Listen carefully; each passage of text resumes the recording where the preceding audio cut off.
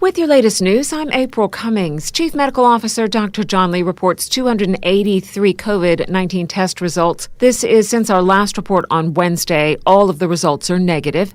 The number of people in isolation is 673, whether at a government facility or in their homes as required by the Medical Officer of Health. To date, 25,408 COVID-19 vaccines have been administered. 25.5% of the estimated population have received at least one dose. That's 16,603.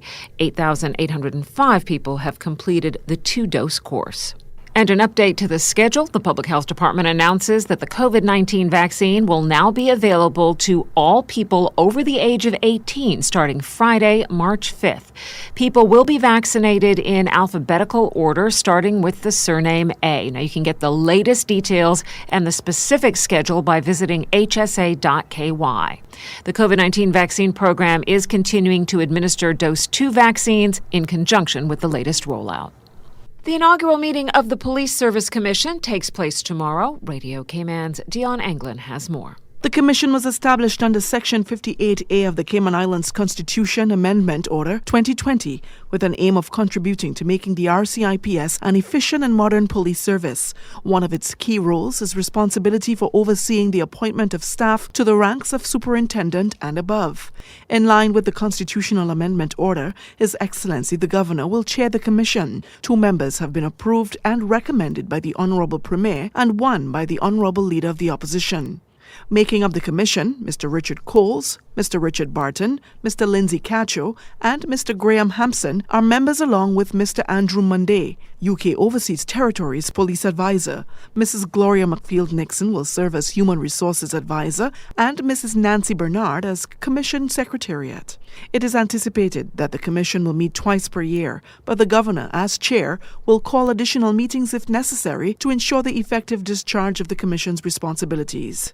The Police Commissioner will not be a member of the PSC, but it is expected that he will be invited to attend its meetings or particular sessions. Reporting for Radio Cayman News, I'm Dion Anglin. Aid workers return home after almost 3 months in Providencia and Santa Catalina, Colombia. Radio Cayman's Felicia Rankin-Solins has more. For structural engineer Lenny Huffington, there was no doubt in his mind that he would travel to Colombia to assist after Hurricane Iota hit.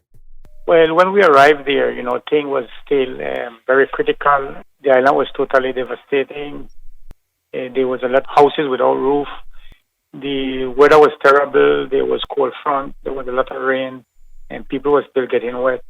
We was able to start immediately approach these houses without roof with those tarps, getting people covered with the tarps, and trying to protect some of these houses.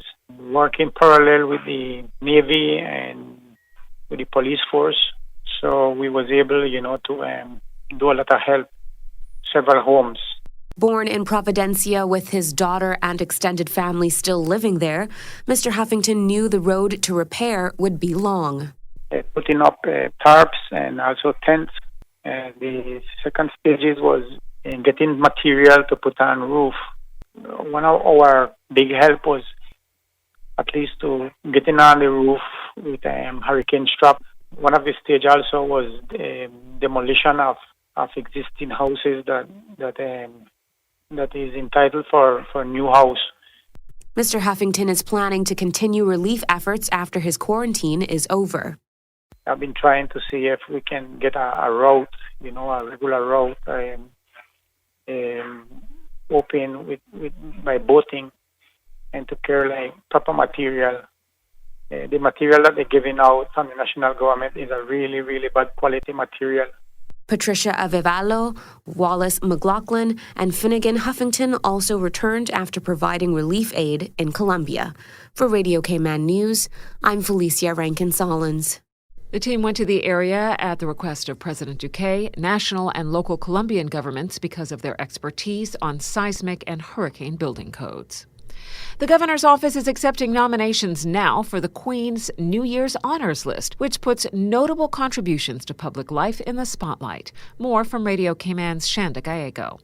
Anyone who wishes to recognize members of the Cayman Islands community for notable contributions to public life have until March 22nd to submit nominations for the Queen's New Year's Honours 2022.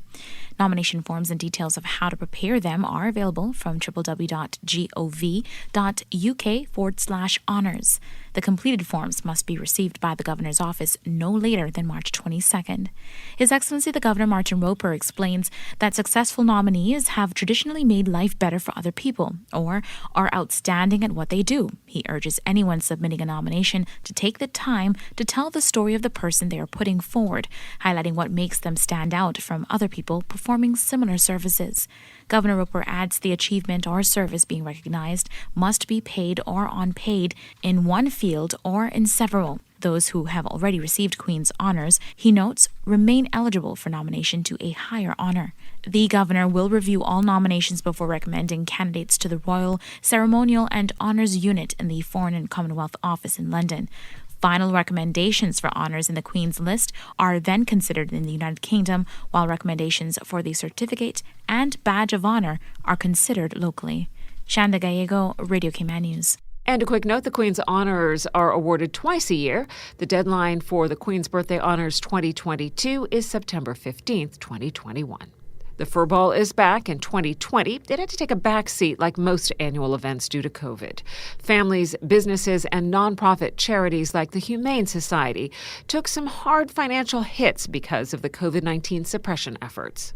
The Humane Society rely on the funds raised from, this is our main fundraising event, and all the money from the Fur Ball goes straight towards the operating expenses of the shelter. Not many people would know, but it actually costs a lot of money to run the shelter because we have the facilities and we've got a lot of animals that we give lots of treatment to. We have a vet team, we have staff, and we also have food and utilities. It costs about 50,000 CI a month to run the shelters. Fundraising coordinator Laura Medley says this year's event hopes to transport attendees to an offshore oasis. We are doing a travel-themed event because obviously not many of us have got to travel for the last year, so we're hoping to relieve everyone's island fever by giving them a night in the Amalfi Coast. So imagine sitting out and enjoying lovely Italian food and delicious desserts and wine and basically, we're hoping we're going to create the atmosphere of a night on vacation. You can expect prizes and auctions. The event takes place on Saturday, May 22nd at 6 p.m. at Grand Cayman Marriott Beach Resort. You can purchase tickets at eventpro.ky. Well, the Taste of Cayman may have been scratched from the calendar this year, but the Cayman Islands Tourism Association has a little something else up their sleeve for local foodies, something that will also help raise funds for the ARC Foundation and Feed Our Future. Cayman is a very proud place. Not everybody's asking to be helped. Mm-hmm. And there are some organizations up there that recognize this kid needs help, this family needs help, this family needs to be paid a CUC bill or a water bill. These kids coming to school for the last 10 days and they haven't had a school lunch. Fine, let's call Feed Our Future, get the organization going, and these kids will receive a meal. If we can be part of this, we are immensely proud and be humbled that we are able to support and help. CETA Executive Board member and event organizer Mr. Marcus Murray says Taste of Cayman's postponement until 2022 due to COVID-19 restrictions limiting the number of people who could gather in public created an opportunity to plan a smaller high-end event in the form of an all-inclusive night. And that's where Sea Spice comes from. It's a one-night, all-inclusive gourmet gala. Guests attending will enjoy world-class cocktails, food from a dozen different Grand Cayman restaurants, and music from Swanky Kitchen Band. Tickets for the Sea Spice Festival and raffle tickets are also available online at eventpro.ky. That is your latest local news from Radio Cayman's newsroom. I'm April Cummings.